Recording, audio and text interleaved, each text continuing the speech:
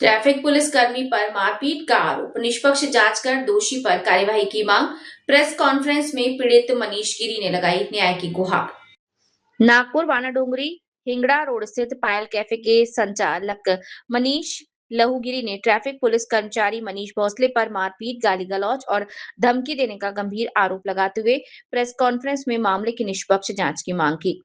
उन्होंने कहा कि यदि जांच में संबंधित पुलिसकर्मी दोषी पाया जाता है तो उसके खिलाफ कड़ी कानूनी और विभागीय कार्यवाही की जाए तथा उन्हें न्याय दिलाया जाए। मनीष गिरी ने बताया कि 13 जून को उनके कैफे के सामने केबी बियर और वाइन शॉप का बोर्ड लगाने को लेकर हुए विवाद के दौरान संबंधित ट्रैफिक पुलिसकर्मी ने उनके साथ मारपीट की। उन्होंने दावा किया कि इस घटना में उनके दोनों कानों में गंभीर चोटें आई हैं। चिकित्सकीय जांच में सुनने की क्षमता प्रभावित होने तथा टिटनेस, कानों में लगातार आवाज आने की समस्या शुरू होने का उल्लेख मेडिकल रिपोर्ट में किया। गिरी का कहना है कि पूरी घटना कैफे के सीसीटीवी कैमरे में रिकॉर्ड हुई है, जिसमें घटनाक्रम स्पष्ट दिखाई देता है।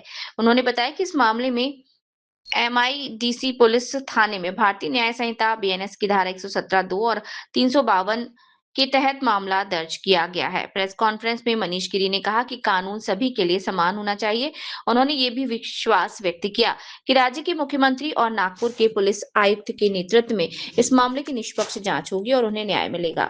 नागपुर, सतीश भालेराव की रिपोर्ट। मी पायल कॅफे वानाडोंगरी हिंगणा रोड नागपूर त्या संचालक आहे।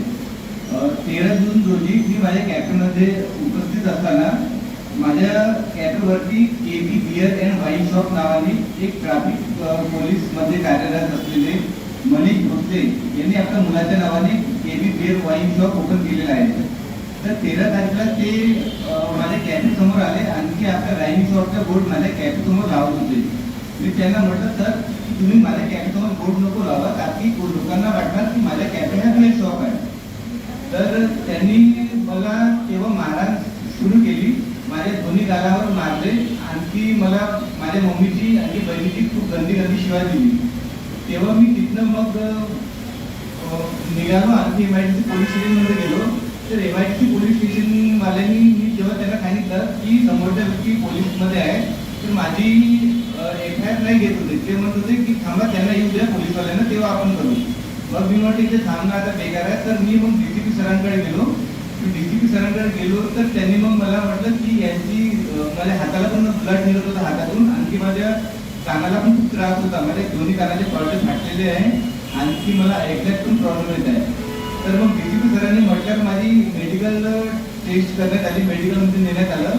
नंतर मग 18 तारखेला माझी एफआयआर दाखल करण्यात आली। मी त्यांना म्हटलं की जेव्हा माझ्या कानाचे पडदे फाटलेले आहेत तर माझी एफआयआर व्हायला पाहिजे, परंतु माझी एफआयआर तेव्हा घेण्यात नाही आली। मग मी सीपी सरांकडे गेलो 1 तारखेला, तेव्हा मग 2 तारखेला माझी एफआयआर करण्यात आलेली आहे। मी सीपी सरांना सांगितलं, त्यांना व्हिडिओ दाखवला माझ्या मला मारहाण केल्याबद्दल। तर तेव्हा सीपी सरांनी जेव्हा म्हटलं तेव्हा ते माझे एफआयआर दाखल करण्यात आलेली आहे।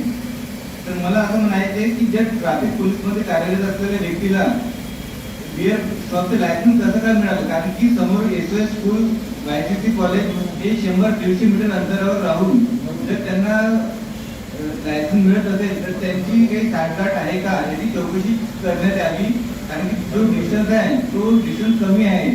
तर मला असं वाटत आहे की त्यांनी आपल्या पदाचा दुरुपयोग करून लायसन्स घेण्यात आलेला आहे, आणि त्याच्यावर विभागीय चौकशी करण्यात यावी। कारण की ज्या दिवशी त्यांनी मला मारलं 3 वाजताची घटना आहे, 13 तारखेला 3 वाजता, तेव्हा तू मला असं वाटत आहे की तो ऑन ड्युटी होता, तो आपल्या ड्युटीवरनं माझ्या कॅफेमध्ये बोर्ड लावायसाठी, आपल्या बियर शॉपचा बोर्ड लावायसाठी आलेला होता। याची विभागीय चौकशी करण्यात यावी। मी असं निवेदन माननीय सीपी सरांना पण दिलं आहे, डीसीपी सरांना पण दिलं आहे, आणखी मुख्यमंत्री कार्यालयामध्ये पण सबमिट केलेलं आहे। मला माझे महाराष्ट्राचे मुख्यमंत्री श्री देवेंद्र फडणवीस सर यांच्यावर पूर्ण विश्वास आहे की ते याबद्दल सखोल चौकशी करणार, आणखी पुढची पोलीसवाल्यावर विभागीय चौकशी करून त्याला निलंबित करण्यात यावे अशी माझी मागणी आहे। आणखी मी ट्रॅफिक डीसीपी सरांना पण आज लेटर दिलेलं आहे की त्याची विभागीय चौकशी करून त्यांनी जे गैरफायदा उचलला आहे पदाचा त्याच्यावर कारवाई करण्यात यावी अशी माझी मागणी आहे।